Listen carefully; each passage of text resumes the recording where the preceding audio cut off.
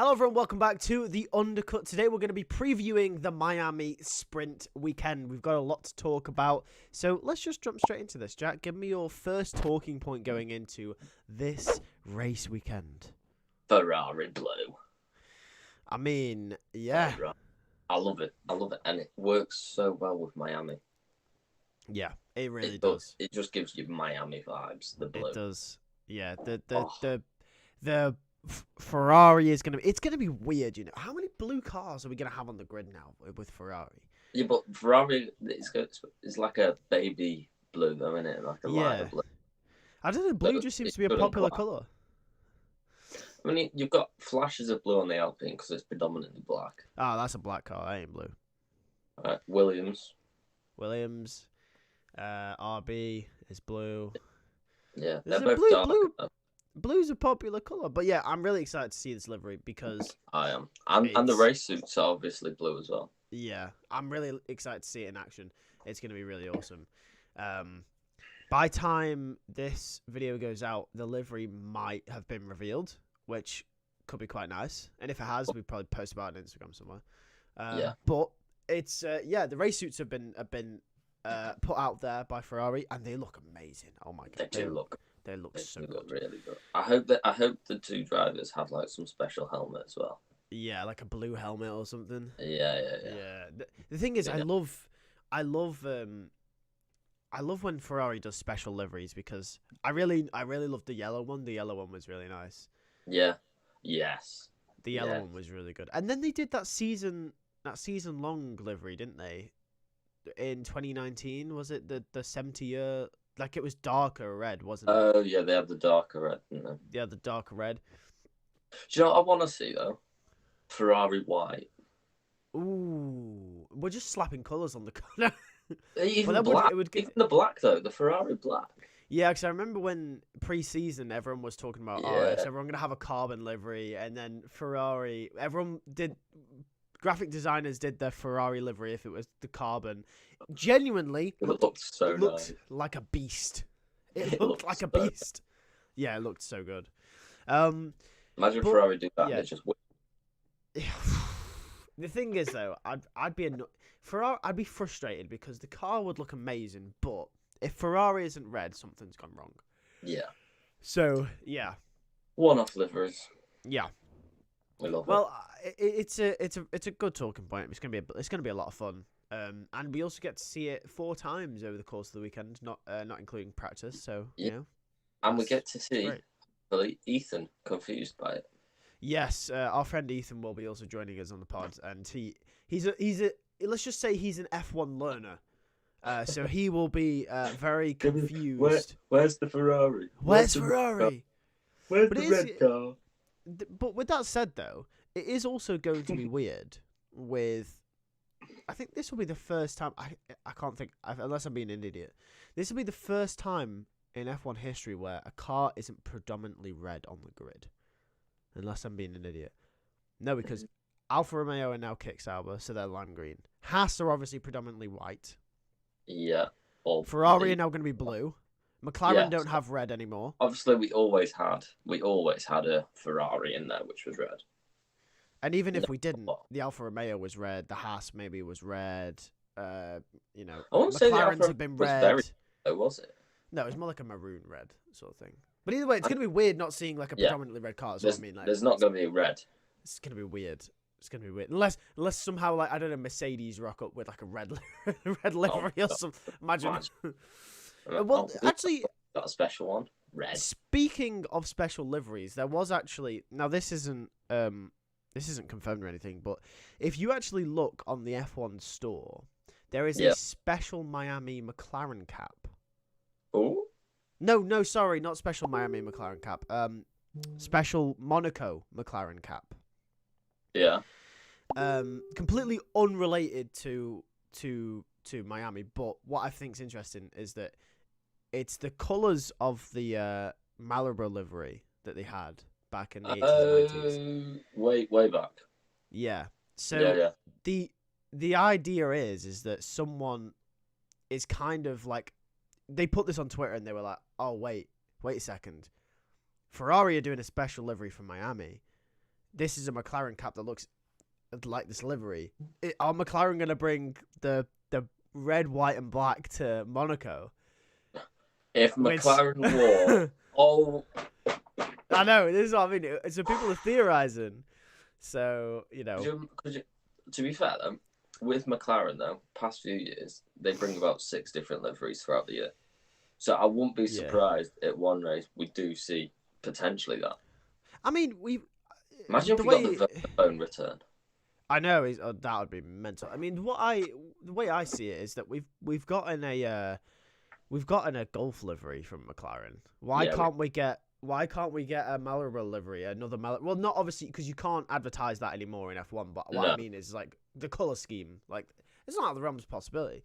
But either way, that was just something fun that I picked up on. My main talking point going into the Miami Grand Prix, I think, is Sergio Perez. Now, the reason it's Sergio Perez, and there's a lot more, there's bigger things happening in the sport at the moment. Obviously, Hulkenberg joining Sauber. Sergio Perez right now. There is, but I think one thing people are missing is that Sergio Perez, this was his capitulating point last season. This is the race where, after this point, he kind of just fell off. So I think, looking back, and what's funny actually, the Miami Grand Prix last year, I think, was the exact same weekend as well, which is really funny. So I think, looking a year on, this is Sergio Perez's make or break. I think if he falls off again after this race, I think it's done out for him. But if he can carry on that momentum, I think he's good to go. And I think he's my one to watch, I'd say, this weekend. Well, I think it was demoralising the fact that, obviously, last year, Max started down in 9th, something like that. Yeah. Halfway through the race, he was in front of Perez and absolutely cleared him. Yeah. This is what I mean. Perez is going to be aware of this. He's going to be aware of what happened last season. He's going to be aware of what happened last year. And I think this is where he's really got to prove himself now. He's had a good start to the season. He's just got to carry it on. He can't capitulate at this point like he did last year. I predict he will. Well, I mean, speaking of predictions, let's get on to it then, shall we? So we've got, obviously, the sprint, and we've also got the actual race to predict. And you missed the last sprint. I did. This is going to be my first sprint of the year, and I'm very excited because China, looking at the highlights, was so good. I loved it. I really hope it rains at Miami. Probably not, but I really hope it does.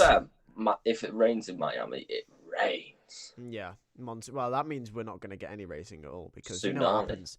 You know what the FIA do when it monsoons. Yeah, I know. But either way, so we'll go through in this order. We'll give our sprint poll, then we're going to give our sprint top 3, and then we're going to give our quali poll, and then our race top 3. And then we're also going to give you our flop of the weekend and our best driver of the weekend as well. Our prediction to who we think is going to do the best. So, Jack, who is your sprint quali pole position? I'm going to kick this off with Mercedes are bringing upgrades. Oh, God. The amount of times the last, few years this man said Mercedes are bringing upgrades. No, I'm not going with Mercedes. I'm going Charles Leclerc. Okay. Charles Leclerc, okay. I have also gone with Charles Leclerc. Ooh. Why have you gone with Charles Leclerc? I'm interested to hear your reason. I don't know if it's the same as Why? Me. Yeah. Same reason as I kind of went towards him for China. Yeah. There's only one practice session. He's quite quick at getting up to speed. He's got a special one lap in him. Yeah. And I think the Ferrari's just really good, and I think the track will do them well. Same sort of thing for me. I'm thinking about how they performed around Australia. Yeah. And I'm looking at the new high-speed sections in Australia. I'm thinking Sector 1 kind of looks like that. We've got the big straight, obviously Ferrari's obviously good in a straight line. Yeah. There is a slow speed section as well They don't look too bad in slow speed though either. In Sector 2, but they don't look too bad. So I'm just looking at the track layout. I'm looking at where they've gone well this season so far. Obviously, like you said, practice 1, only 1 practice session. Charles Leclerc's got around 1 lap. For me, it was obvious. Well, not obvious because it's probably going to be Max now, but Charles, it's given me a bit of hope that maybe Charles can pull something off. I'm not counting Sainz out, but I think if I have to go with one of them, I'd go with Charles. Yeah. So, with that said, who is your top 3 for the sprint race? Sprint race, Max, Checo, Charles. Ooh. So, Red Bull pull off a 1-2. Yeah. I'm going to be bold. Okay. I'm going Charles. Yeah. Charles, Max, Lando. Yeah, no, that's fair. That's fair. I really do think. I think if. Now, this depends on something. Obviously, in China, Max qualified 4th and still won, so it's very much still a possibility. But I think if both Ferraris can qualify ahead of Max, we might see it might be a little bit more difficult for Max to win. Yeah. Yeah, no. I'm hoping. I'm hoping, okay? I'm hoping. I'm hoping, but I am edging my bets that Charles has only just picked Max in that sprint quali.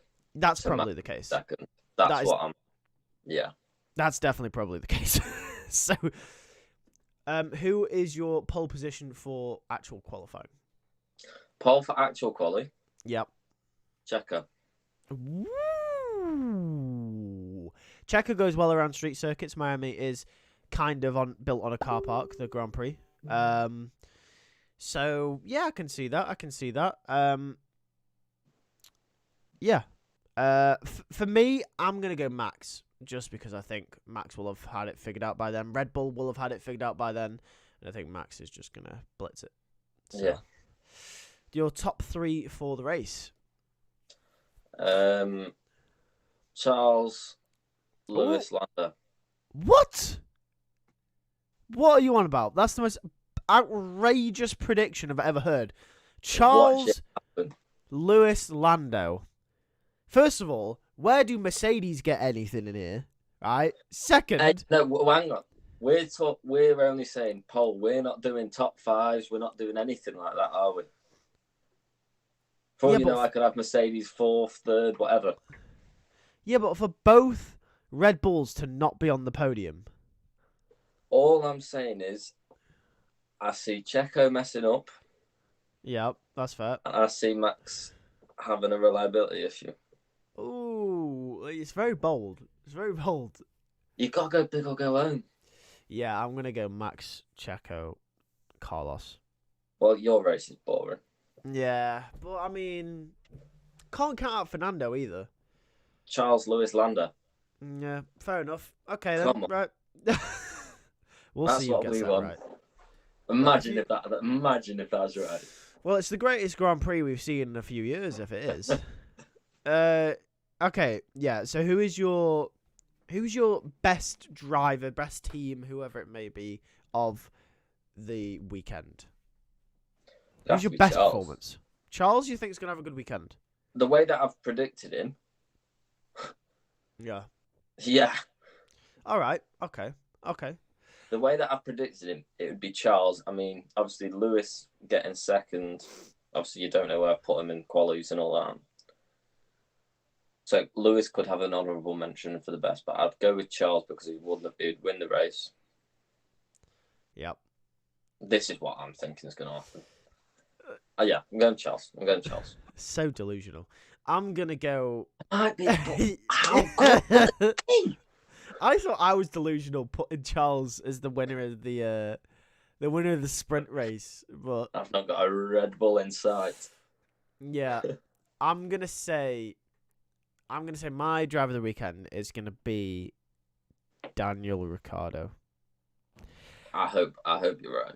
I think hopefully China, the way he drove around China, he had a better weekend than Tsunoda overall. Yes, he did. Obviously not by miles, but I think hopefully this has grown his confidence, and I hope he can now kick on and hopefully have a very, very good weekend, possibly outscoring Lance to that 10th place. Yeah, after obviously the top 9. Well, he stays away from Stroll. Yeah, hopefully he stays away from Stroll. Yeah, or he doesn't stay away from Stroll and he absolutely bins him into turn 1, in which he still will be driver of the weekend if he. yeah. Gets his revenge. Well done, Daniel. But no, yeah, after the top 9, which are pretty much locked in every single race, barring any reliability issues. Yeah. I think Daniel might score that 10th point, and if he does, then fair play to him. Yeah, he's well on his way to a driver of the weekend award from me. But speaking of which, who's going to be your flop of the weekend? My flop. Well, there's a few candidates. Again, if we look at it, Max is not getting sprint pole. He's being out-qualified by his teammate in qualifying. No, you can't say Max, surely. He's not winning the race. You can't say Max, surely. By Max standards. No, you can't say Max. You can't say Max. I won't allow you to say Max. I'm going with Oscar Piastri again. Would you like to explain to the audience maybe why Oscar Piastri gets that vote from you? Because that might seem a bit absurd at first, but it does make sense. It makes a lot of sense. So now with Oscar Piastri, what we saw last year, he was there. He was with the big boys. He was battling. He won a sprint. Yeah. He had the pace. This year, in the car that McLaren have, which is a decent car, they're thereabouts on par with Ferrari. Past few races, he's been nowhere near. Nowhere near. No. Any of them. No. And when you're lapping around China, sometimes 0.8 to a second a lap slower than your own teammate. Not the Red Bulls, his teammate. Yeah. It's not good enough. No. And I think it's just going to be a continuation of that in Miami. No, and the thing is, it's not even like he's had a bad start to the season. It's just that Lando's had an amazing start. Yeah. Like, Lando's had a great start, yeah. But Lando's showing the potential of that McLaren, and Oscar is not. You say he's not had a bad start to the season. It's not an awful start to the season, but in terms of pace to his teammate, it is awful. It is. He can't be 0.8 a lap slower. But you got to remember, though, he scored points in every single race. No, he has scored points, and that's good for him. Yeah, but he's 0.8 a lap slower. Yeah. Yeah, he is. At the end of the day, he's scoring points. It's low points, but you expect him to score points because that's how far they are ahead of everyone else. Yeah. At this point now, you don't judge him off how many points he gets. You judge him off where he is in comparison to his teammate and his rivals, and he's nowhere near. He isn't. No, he hasn't been close enough. He's 20 points behind Lando in the standings at the moment, which it's not awful. It's not, but then it should be closer. If you look at his track time difference, granted safety cars and stuff like that has helped him as well. Yeah. He's too far behind. He is. Japan was the perfect example as well. He should have. Well, China was a great example. China was a phenomenal example for that as well. It's just been slowly creeping up, hasn't it? Because we've said in all the post-race podcasts that we've had, we've been like, Oscar hasn't had a bad weekend. He's had a decent weekend. He's doing what McLaren need him to do. But when you compare him to what Lando is able to extract from the car, it's a 2 every single weekend. But if you don't know, we base our driver ratings off 1 to 5. Obviously, Lando always gets a 4 or a 5 potentially, and Oscar gets a 2 because he's not where he needs to be in comparison to his teammate. If Lando can extract that out of the McLaren, Oscar needs to be doing the same thing, especially when they're in a constructors battle with the likes of Ferrari, Aston Martin, Mercedes. You have to. Yeah, that's the thing. Lando in China, he's second, ahead of a Red Bull, not a million miles off Max's pace. Oscar's in 8th. Yeah. Miles behind, like 7th, 6th, 5th. Yeah. It's not good enough. My flop of the weekend is actually going to be Nico Hulkenberg. Now, that might be an unpopular choice, but... No, I can see where you're coming on with his expectations now. Yes. His expectations are... He set himself alight, right? So there's two there's two factors going into this. So Nico Hulkenberg, number one, has had a very good start to the season. He's executed. I think he's got the most points other than Yuki Tsunoda out of the best of the rest. I believe so. I think he has. Let me just check. I think he's got the most points. No, yeah, Yuki Tsunoda's got 7, Nico's got 4. So he's, apart from Yuki Tsunoda, Nico Hulkenberg is best of the rest, right? Yeah. Discounting Oliver Behrman as well, but he was in a Ferrari, so I don't count. Yeah, don't count. So Nico Hulkenberg, he's had a very good start to the season. He's had a very good results in the last couple of races. What was it? 5 races down, 3 tenths and 1 ninth. Yeah, he's done very well. But he, like you said, now he's got that expectation on him, and he's also just signed a contract with Sauber for next year. So it's like there's gonna be pressure. There's gonna be a few more eyes on Nico Hulkenberg than maybe there is. Maybe that there once was, and also does this mean Haas start to favour Kevin? I don't know, but from my prediction, why he's my flop, it isn't because of those expectations, because he can still deliver on those expectations. But last season, K-Mag outperformed Nico Hulkenberg last season, from what I remember. Nico finished 16th, I want to say, last season in the race, and Kevin finished 10th and got a point when Haas, obviously are fighting. And I think if we get a repeat of that, potentially, I think we're looking at... You can't be that far behind Kevin. No, it was only 10 seconds, but in the grand scheme of things... It's appalling. Yeah, so I'm just going to... I really hope it isn't. I love Nico Hulkenberg. He's one of my favourite drivers. I love Nico, right? He's great. But I'm just thinking, potentially, if we get a repeat of last season with all the expectations on him, with him just signing this new contract, I think potentially we might be looking at a bit of a floppy weekend for Nico Hulkenberg. Yeah. So... yeah, that's my flop of the weekend. But anyway, it has been a pleasure once again. Any more final thoughts? No. Let's hope for Red Bull's downfall. Yeah, let's hope for Red Bull's downfall. We'll see you. We'll catch you for the sprint qualifying on the Friday evening, we should be going live at around 9, 9:30. No, 9. We'll be live around 9 p.m. for the sprint qualifying on the Friday evening. That start at 9:30. Yes, so we'll be live at 9. Somewhere around 9. Somewhere around 9 we'll be live, and then obviously for the sprint race the next day, and then following qualifying that night, and then obviously the race Sunday night as well. Thank you for watching. We'll see you next time.